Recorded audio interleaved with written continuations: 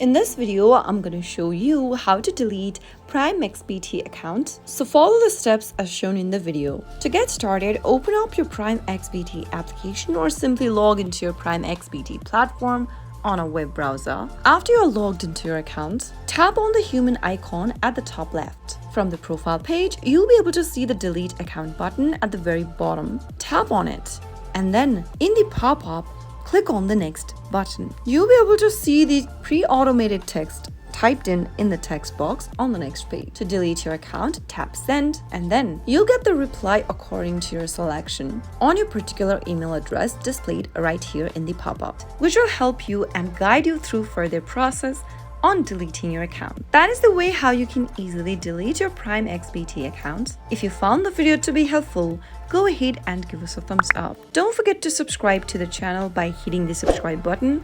Also press the notification bell so that you'll never miss another upcoming upload from us. I'll be back again with another tutorial video. Goodbye till then.